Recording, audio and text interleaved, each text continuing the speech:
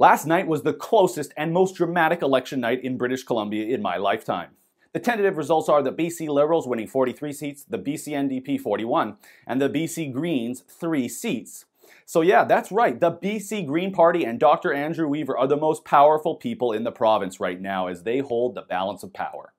The Greens broke through, winning 2 new seats on the island. First, Saanich North and the Islands, which is basically the provincial equivalent of Elizabeth May's riding, and Cowichan Valley, both of which were gains at the NDP's expense. But the BC NDP made major gains here in Metro Vancouver, where housing prices and affordability were issues that the incumbent BC Liberals just could not overcome. The NDP swept all the seats in Burnaby and took 2 back from the Liberals here in Vancouver. They even picked off 3 more in Surrey, and even won a seat in North Vancouver, which I have to say absolutely shocked me. But the BC Liberals and possibly the province were saved due to major gains in the interior of the province. The Liberals actually gained seats, reducing the NDP to only 4 seats outside of the Lower Mainland and Vancouver Island. But should that really surprise us? This rural-urban divide is something that has been growing for some time now, and not just in BC or Canada. Take a look at Brexit, where the urban centres were shocked that the countryside voted so heavily to leave.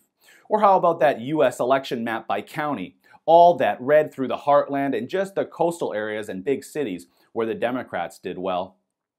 For BC, though, I think it has a lot to do with the different lifestyles that people live in urban communities and rural areas, but also an understanding of natural resources and their role in the livelihoods of those outside cities. It's also, however, ignorance from my fellow urbanites who just don't understand how beneficial resource development is to people across our province, even to people right here in downtown Vancouver. But not all hope is lost if you're thinking that the Liberals inevitably will need to cut deal with the Green Party, and that could mean that they sacrifice resource projects or possibly the Kinder Morgan pipeline.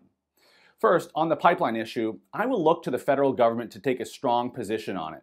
Justin, we need you to be a leader here. But also, there's still a chance the BC Liberals get to that magic number of 44 seats for a majority. Why? Well, in the riding of Courtney Comox on Vancouver Island, the NDP won it by 9, count them, 9 votes. That could change based alone on a recount, but I'm even more optimistic that it will change because of absentee and military ballots. You see, Comox is home to a Canadian Armed Forces base, and the BC Liberal candidate Jim Benninger just so happens to be the former base commander. But we won't know for sure until May 22nd. But with so many new NDP MLAs, there is an opportunity for you and I as well. Let's find out who these people are. Are they another batch of destroyers like we saw in Alberta? I know me and my team here at The Rebel will be digging into the NDP caucus of MLAs over the next few weeks, just as we did with James Wang, David Eby, and the list of Leap Manifesto yahoos during the campaign. Remember, with the margins thin, each and every MLA will be needed, and the NDP will not be able to boot people from the caucus or afford any MLAs resigning. That's our job now. And in regards to Andrew Weaver and the Green Party teaming up with John Horgan and the NDP, yeah, that could happen, and I fear it may be in a backroom deal manner, the same way the federal Liberals, the NDP, and the Bloc Québécois tried to oust Harper and the Tories back in 2008 with their secret deal to topple the government. But Weaver strikes me as more pragmatic than that. Remember, he was not a politician in his past, and frankly, he's not quite as crazy as Elizabeth May.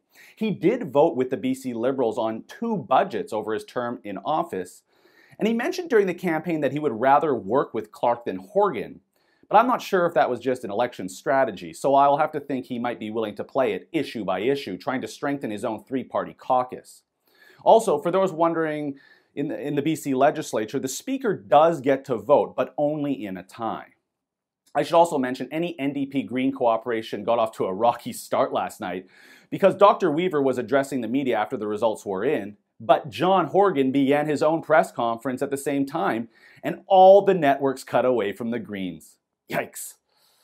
I've also heard some chatter already last night and this morning that has people wanting Christy Clark to step aside as leader of the BC Liberals and Premier. Let me tell you right now, that would be an unmitigated disaster. We need Christy more than ever to lead, as she will get the first crack at governing unless there is a legitimate coalition government formed by the Greens and NDP. And while for some this election was a referendum on Christy Clark, she proved once again that she is one of the greatest campaigners ever. But it remains to be seen if she will be able to govern effectively, or if we'll be heading back to the polls sooner rather than later. For the Rebel.media, I'm Christopher Wilson. Well, that's it for my BC election coverage, but as you know, there is that one riding, Courtney Comox. It could change, and it's really important. I'll keep you up to date on that, but I want to thank everybody who viewed and subscribed to the Rebel Canada YouTube channel in this campaign. I really appreciate it.